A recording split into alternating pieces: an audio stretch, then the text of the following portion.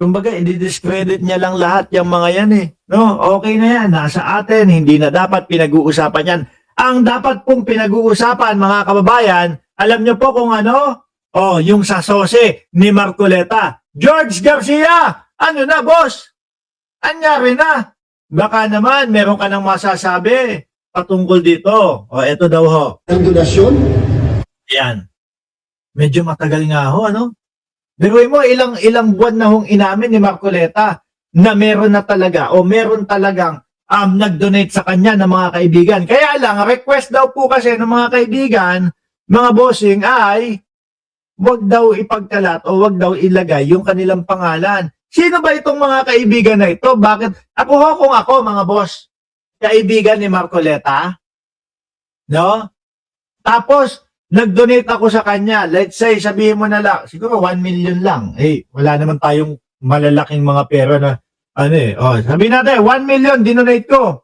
Ay, putik na yan. Proud na proud ako. Isusulat ni Marcoleta yung pangalan ko doon. No? Sa kanyang sose, dinonatean ako ni Mark Ramos ng 1 million sa aking kampanya. Bakit hindi sinulat? Ngayon, ang tanong doon, dahil ba alam nyo na darating ang panahon na ipagtatanggol o kinakailangan ipagtanggol ni Marcoleta yung mga kaibigan niya na yon, kaya hindi sinulat? Di po ba? Ngayon, napapatanong tayo, hindi kaya ang China yan? O ang mga Diskaya yan? Tanong lang ho yun, mga boss. Kasi yun yung mga nakikita natin, ipinagtatanggol ni Rodante Marcoleta ho. Pakinggan ho natin si George Garcia kung ano na ang resolusyon nila dyan. Ang iniimbestigahan patungkol kay Senator Marcoleta ay isang hindi lang factual na issue, isang legal na issue. Ang sineta po niyang depensa, para maging maliwanag lang, inamin, tama, may nagbigay sa kanya ng donasyon, binigay sa kanya pagkatapos siya mag-file ng kandidatura noong October of 2024, subalit ang kanyang... Ulit. Ibinigay, ulit atras. Inamin, tama, may nagbigay sa kanya ng donasyon, binigay sa kanya pagkatapos siya mag-file ng kandidatura. Sandali, ano ba talaga? Ibinigay bago ang eleksyon o kailan? Sige, ibinigay pagkatapos niyang mag-file ng kandidatura? Noong October of 2024, subalit ang kanyang... October 2024, okay. Panahon na siya ay congressman. Intensyon, hindi pa po siya kandidato at the time na tinanggap at binigay. Pero senador siya nun. Kongresista siya nun, congressman siya nun. Yan nga yung sinasabi ni Ping Lacson na indirect bribery daw ho. Naturang donasyon sapagkat ito daw po ay base sa desisyon ng Korte Suprema sa kaso ng Piñera versus Comelec, and yun po yung sinasabi niya na dapat hindi siya maparusahan o dapat hindi siya kasuhan kung tumanggap man siya ng regalo, donasyon o kung kanino man doon sa panahon na hindi pa siya kandidato. Nagpakita ng mga... Kaso ano pa siya, boss? Si congressman. Paano naman yun nga naman? affidavits, nagpakita ng mga yung date, in-emphasize mabuti, yun po yung inire-resolve namin sa kasalukuyan. Mayroon na pong rekomendasyon ng Political Finance and Affairs Department. Tungkol sa kaso na yan, kanila naman po din minadali yung bagay niya, binigyan naman po ng pagkakataon na makasagot. Ngayon wala pa kung minadali. Mark Estacador talaga. Shout out. Yung naturang personalidad.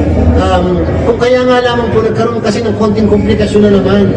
Sapagkat nung isang araw lamang po, ang Comelec ay nakatanggap ng referral mula sa Office of the Ombudsman na kung saan may nag-file po kasi kaya pala doon sa Office of the Ombudsman patungkol sa SOSE at saka... Sandali, magkahiwalay naman kayo, di ba? Magkaibang body naman kayo ng Congress, ng Ombudsman at ang Comelec. Doon sa SALN. Pag SALN, wala pong jurisdiction si Comelec. Pag SOSE, may jurisdiction po si Comelec. At ito po yung natanggap ng opisina namin na kung saan nire-refer sa amin yung issue ng SOSE na naka-refer naman ngayon sa Law Department.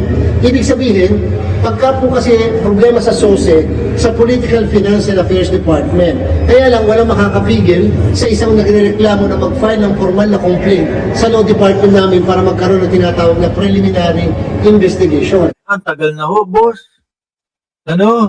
Sabihin nyo na, kung disqualify na si Marcoleta. Ang katanungan ko ngayon, paano ba mako-complicate yung may ginawang rekomendasyon ng Political Finance and Affairs Department versus sa final ngayon na formal na complaint na nasa Law Department. Ito po yung final. Kung ito ka nagkakamali ng kontradaya. Sabi ni Maxip, kasuhan sa ombudsman si Marcoleta. Malamang yan, ganyan ang mangyayari dyan. No? Professor Araw, nag-fight po sila ng Sabi ni Janelle, bawal pa ding tumanggap ng donation lalo na't nasa posisyon pa siya. Hindi rin pwede. Binanggit ni Lacson. Anong Republic Act yun?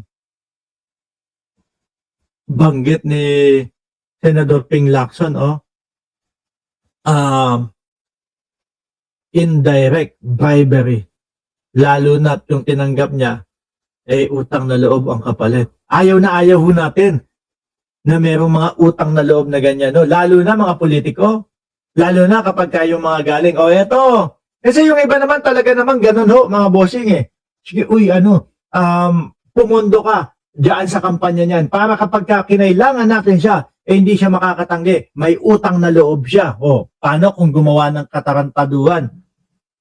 Yung mga taong nagpondo sa kanya, obligado na siya na ipagtanggol kahit kalokohan ang ginawa. kaso. So, yun po yung sinasabi natin na paano yung komplikasyon nun.